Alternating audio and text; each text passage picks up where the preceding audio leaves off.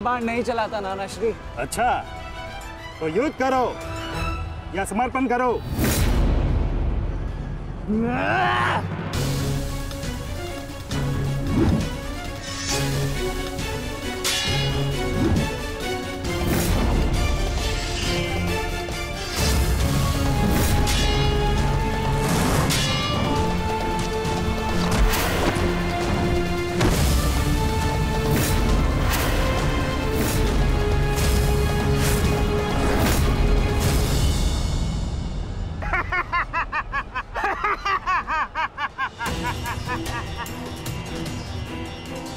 क्या हुआ, थक गए?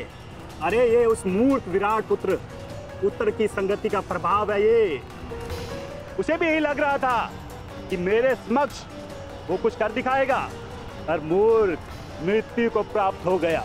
मृत्यु को चींटी की भांति इन्हीं हाथों से मसल दिया मैंने उसे।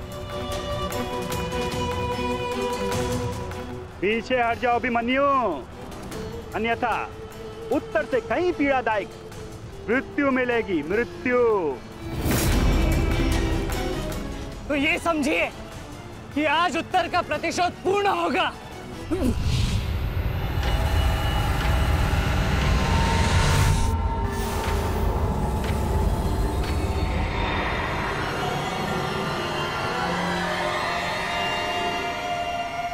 फिर से मूर्खता कर रहे हो अभिमन्यु?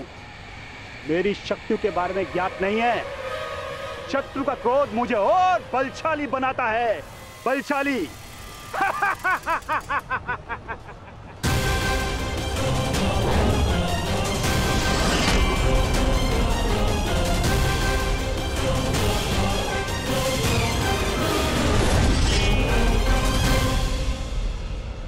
इतना ललकारने के पश्चात भी तुम रथ पर छिप कर बैठे हो दुर्योधन। मैं भी कैसा मूर्ख हूं, एक नपुंसक के वध की प्रतिज्ञा कर बैठा। आज तुमने यह सिद्ध कर दिया कि तुम एक क्षत्रिय नहीं बल्कि एक बाल। बहुत हो गया। सावधान! क्रोध से भरे कुमार भीम अब युवराज दुर्योधन की ओर बढ़ रहे हैं महाराज। मेरा दुर्योधन किसी संकट में तो नहीं ना? कहीं ऐसा तो नहीं कि भीम युद्ध के दूसरे दिन ही पांडव पक्ष को जयश्री दिलवा दे?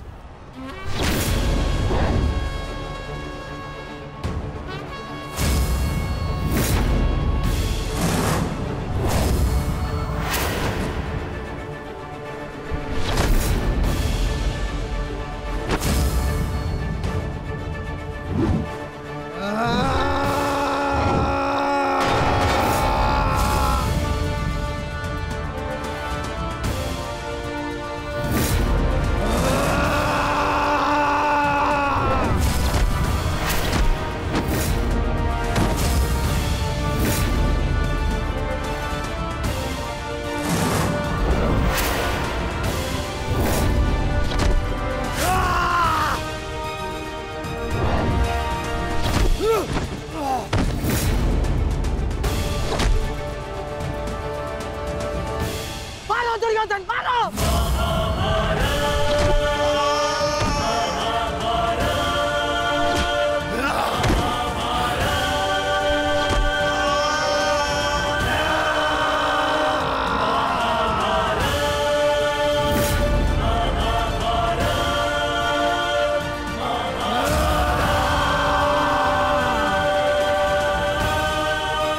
क्या हुआ गदाधारी भीम?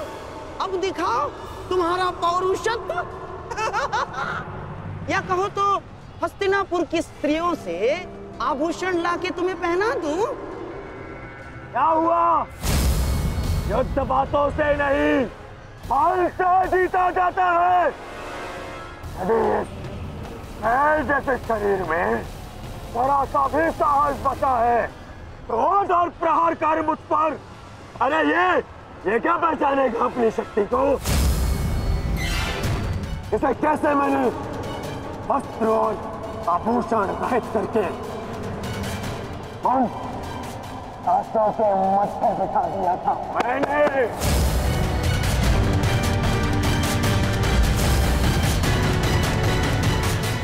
कदाचित ये भी भूल गया है कि कैसे मैंने बड़ी सभा में उस दासी द्रौपदी को उसका उचित स्थान दिखाया था।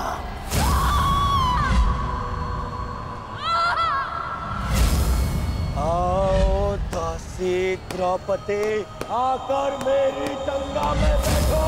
आओ, वस्त्र हरण करो इस दासी का।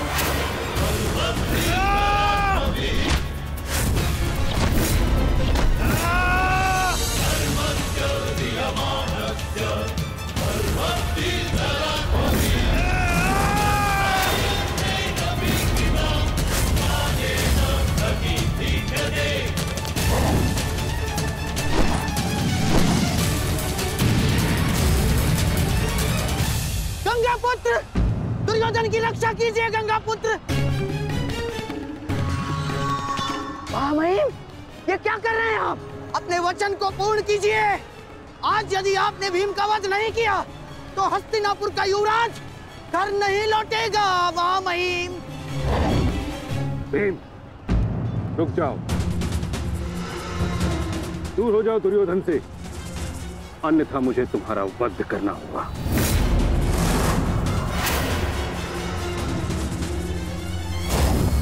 सावधान पितामह, यदि आपने भ्राता भीम पर प्रहार किया तो मुझे विवश होकर आप पर बाण संधान करना होगा। हट जाओ भीम।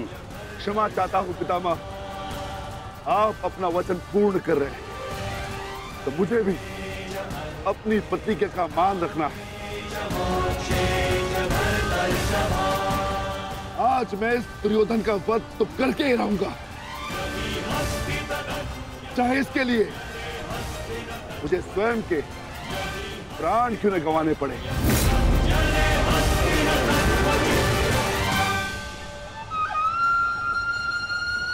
स्वयं के प्राण गंवा सकते हो भीम, परंतु क्या अपने दोनों भ्राताओं को इस आहुति में झोंक दोगे तुम? तुम्हारी इस भूल का फल नकुल और सहदेव को भुगतना होगा भीम। जरा देखो उधर।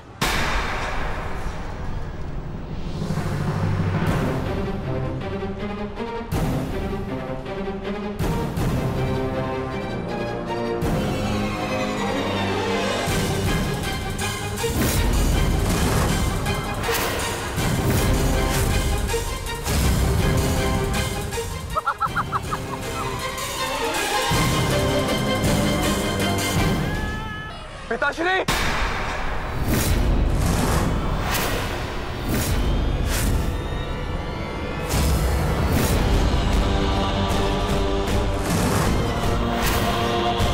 शस्त्र को नीचे करिए द्रोण, अन्यथा सदैव के लिए पुत्र से हाथ खो बैठोगे।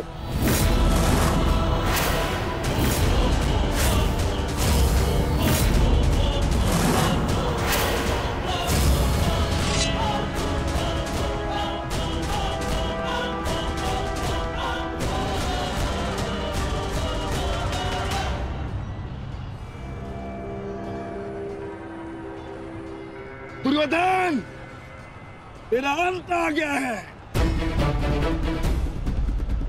तुम्हारे पास दो विकल्प शेष है दुर्योधन। या तो शेष युधिष्ठिर के समक्ष आत्मसमर्पण करो, अपनी सेना को पीछे हटने का आदेश दो, या फिर अपने प्राण यमराज को समर्पित करो।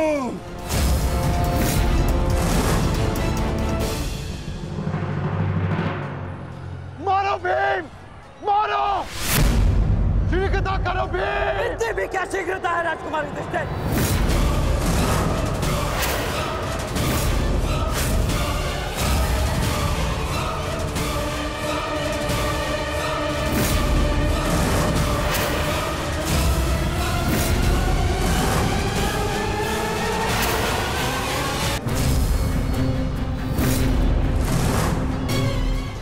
भीम, मारो, शीघ्रता करो भीम। इतनी भी क्या शीघ्रता है राजकुमार युधिष्ठिर?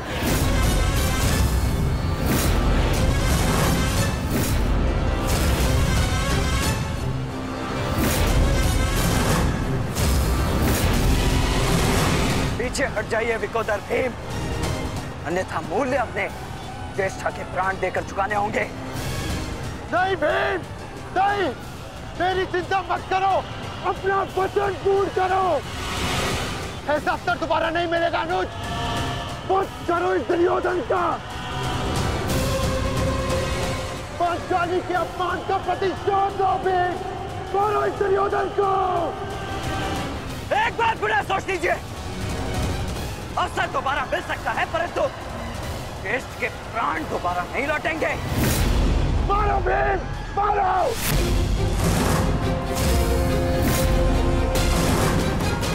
दुर्योधन!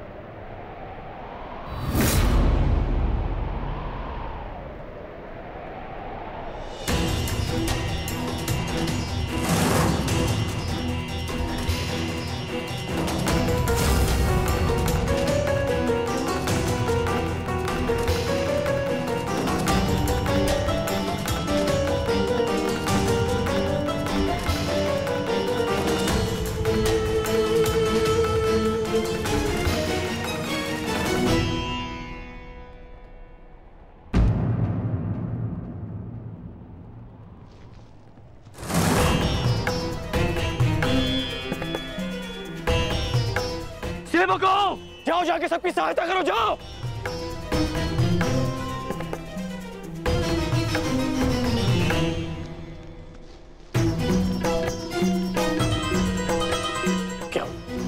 क्या हुआ?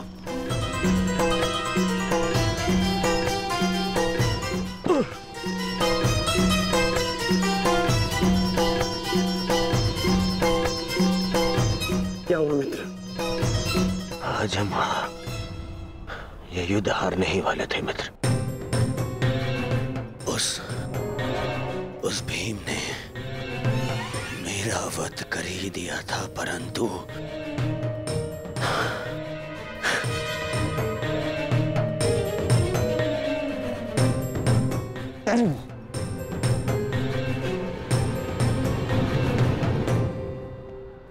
ठीक समय पर आकर वृषसेन ने पूरी परिस्थिति को ही बदल दिया।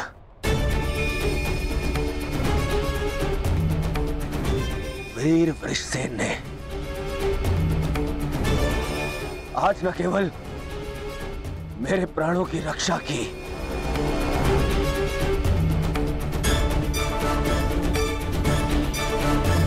अभी तो कौरव सेना को एक लज्जाजनक हार से भी बचाया।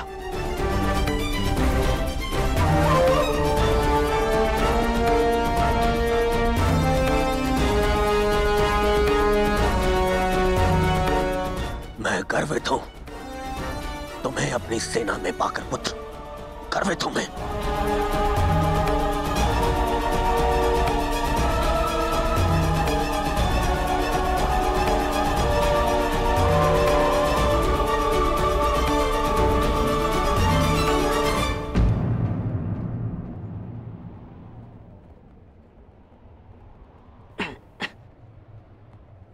आप फिर से मेरे घाव देख रहे हैं ना पिताश्री,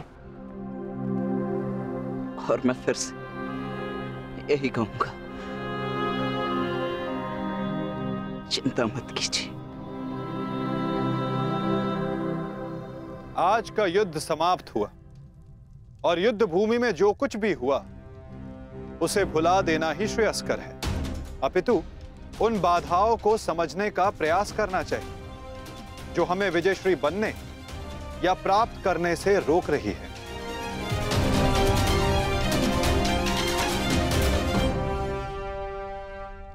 सबसे बड़ी बाधा तो वो कर्ण का पुत्र वृषसेन है। आज दूसरे दिन भी उसने दुर्योधन का अंत होने से बचा लिया। दुर्योधन के वध होने के पश्चात वृषसेन को अपने मार्ग से हटाना अति आवश्यक है। कुछ नहीं होगा आपके पुत्र को,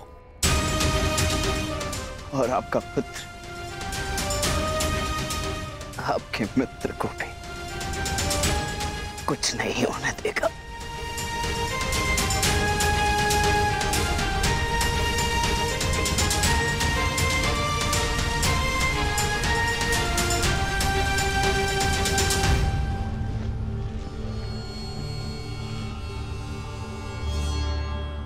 मित्र, आज का दिन हमारे पक्ष में नहीं था। तुम हमारे साथ होते तो कदाचित ऐसा नहीं होता।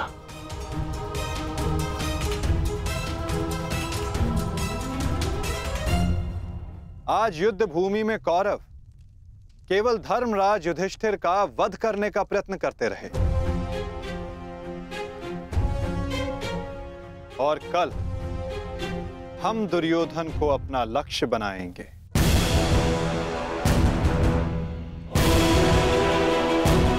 क्योंकि दुर्योधन के अंत के साथ कौरवों की पराजय भी निश्चित है।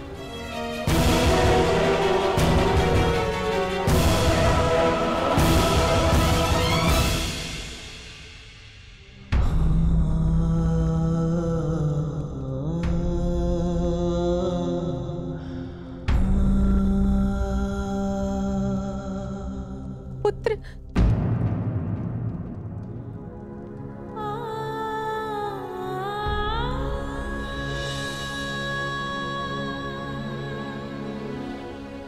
ये क्या दशा बना दी है इस युद्ध ने तुम्हारी?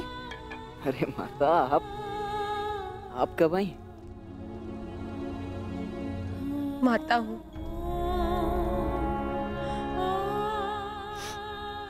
पुत्र को घाव लगता है तो माता को आभास हो ही जाता है। मेरे मन ने कहा कि मेरा पुत्र संकट में है, दौड़ी चली आई।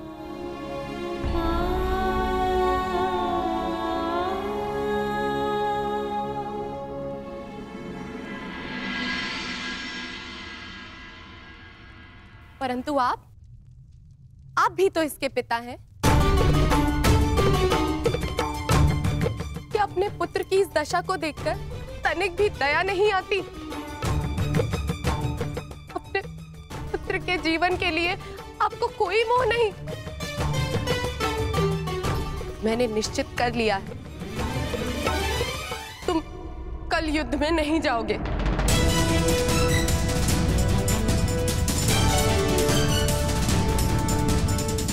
परंतु माता, मैंने कहा ना, ये मेरा अंतिम निर्णय है। पिताश्री, ये तुम्हारे अतिरिक्त कौरव सेना में और भी कुशल योद्धा है। निश्चित रूप से कौरव सेना में कुशल योद्धाओं की कमी नहीं है पिताश्री, परंतु वृषसेन उन सबसे भिन्न है। उसकी सोच, उसकी प्रतिभा, उसका तेज प्रशंसनीय है। उससे द्वंद्व करते समय मैंने बहुत कुछ सीखा। यदि वो कौरव के पक्ष में ना होता तो निश्चित रूप से मेरा अभिन्न मित्र होता।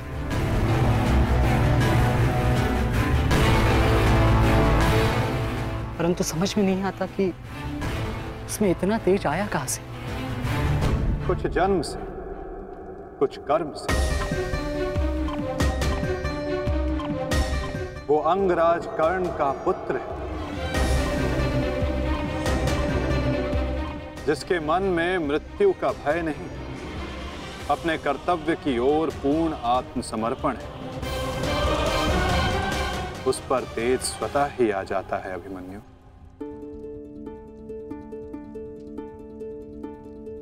मैं अपने कर्तव्य से मुख नहीं मोड़ सकता माता, क्षमा चाहता हूं। आप मुझसे मेरे प्राण भी मांगेंगी तो मैं अभी अपना शीश काटकर आपके चरणों में रख दूंगा, परंतु मैं अपने वचन से विमुक्त नहीं हो सकता माता। मैं वचनबद्ध हूं। मैं युद्ध में पराजित होकर लौटने वाला नहीं, या तो मैं विजयी होकर कंधों पर बैठकर आऊंगा, या वीर गति को प्राप्त करके कंधों पर लेटकर।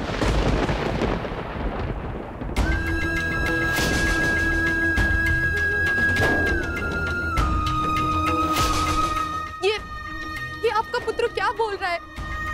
अब आप सुन रहे हैं ना? मैं आपसे हाथ जोड़कर विनती करती हूँ स्वामी, रोकिए इसे। आप ऐसा कैसे होने दे सकते हैं? कुछ कीजिए। करना तो तुम्हें है सुप्रिया, ममता और कर्तव्य में संतुलन करना है। तुम एक योद्धा की माता हो, तुम्हें अपने हृदय को कठोर बनाना होगा। मेरी अनुपस्थिति में हमारा पुत्र इस महायुद्ध में अत्यंत मुख्य भूमिका निभा रहा है। मुझे उस पर गर्व है, और तुम्हें भी होना चाहिए सुप्रिया। युद्ध में पीछे हट जाने वाले वृषसेन का पिता होने से अधिक युद्ध में बलिदान दे देने वाले वृषसेन का पिता होना अधिक श्रेष्ठकर समझता हूं।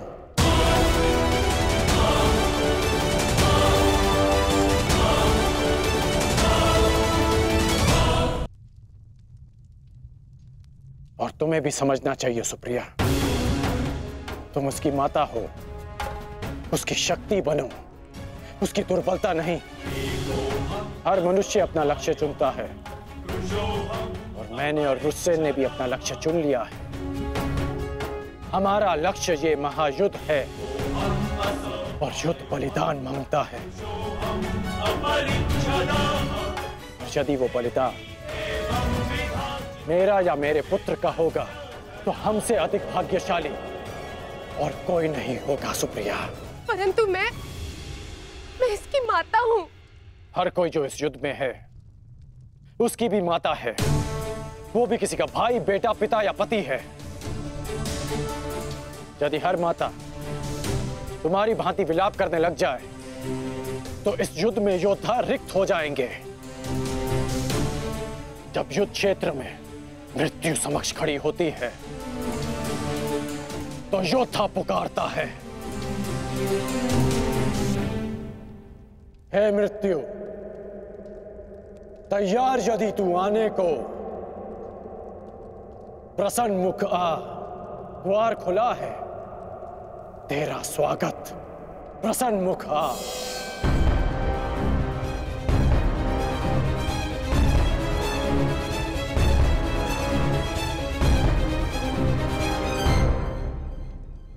दो महायोद्धाओं के समक्ष एक दुर्बल माता कैसे जीत सकती है?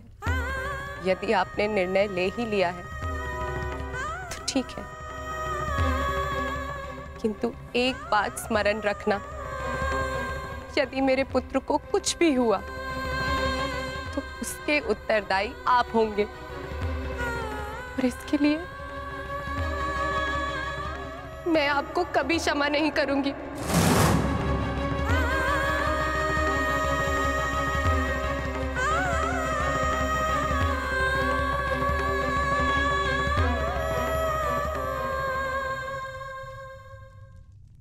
आज युद्ध भूमि में पांडवों का प्रयास था कि दुर्योधन पर वश पालें, कल भी कदाचित उनका यही प्रयास होगा। इस कारणवश हमें सज्ज रहने की आवश्यकता है।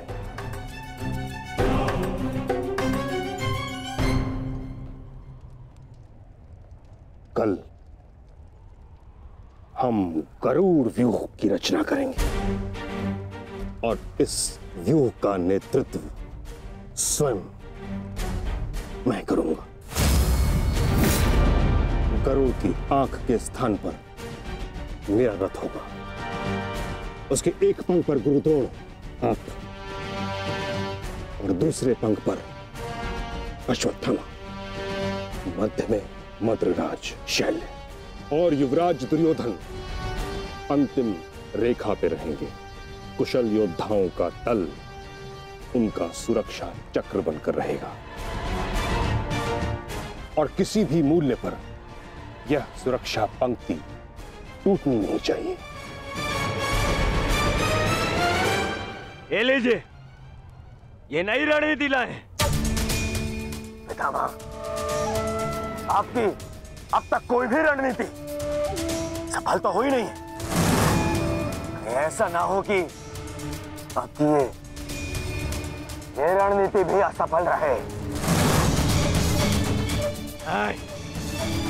ऐसे मत देखिए, कुछ अनुचित कह रहा हूं, सत्य कह रहा हूं। अब तक आपकी किसी भी रणनीति का कोई भी वास्तविक लाभ हमें नहीं मिला है। आज जो घटित हुआ है और जो घटित हो सकता था, मैं जानता हूं। अरे सेना को छोड़िए, आप तो मेरी सुरक्षा का कर्तव्य, अपने युवराज की सुरक्षा का कर्तव्य भी पूर्ण नहीं कर पाए। हे पितामह, अब मुझे आप पर विश्वास नहीं रहा पितामह। नहीं दुर्योधन, पितामह के अतिरिक्त तुम्हारी रक्षा और कौन कर सकता है? मैं करूंगा, मैं करूंगा, मैं करूंगा, मैं करूंगा।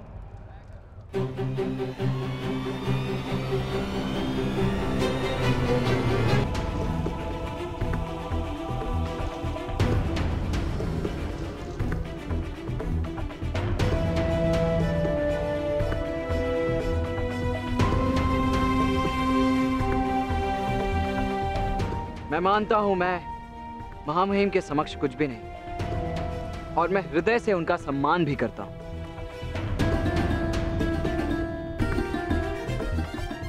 किंतु यदि युवराज मुझे अवसर दें तो मैं उनकी सुरक्षा के लिए सदैव तत्पर रहूंगा।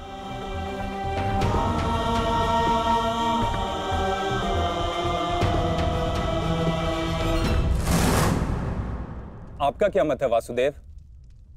कल कौरव किस रणनीति के साथ युद्ध क्षेत्र में उतरेंगे?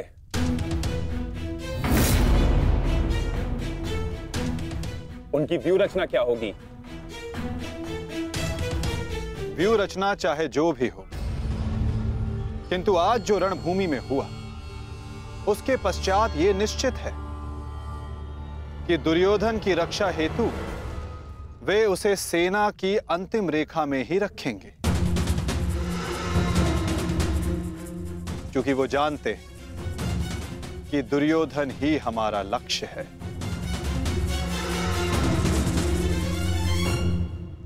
यदि ऐसा है तो फिर हमें कौन से व्यू का उपयोग करना चाहिए माधव?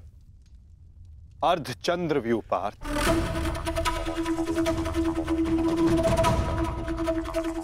उसी व्यू के कारण हम दुर्योधन को रणभूमि की ओर ला पाएंगे।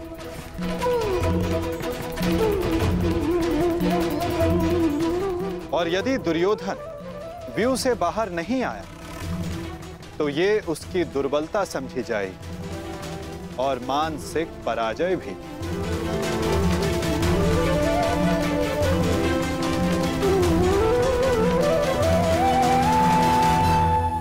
कल दुर्योधन की रक्षा कोई नहीं कर पाएगा, वो चाहे आचार्य द्रोण हो या पितामह, अश्वत्थामा हो या दुशासन या फिर वृक्षसेन।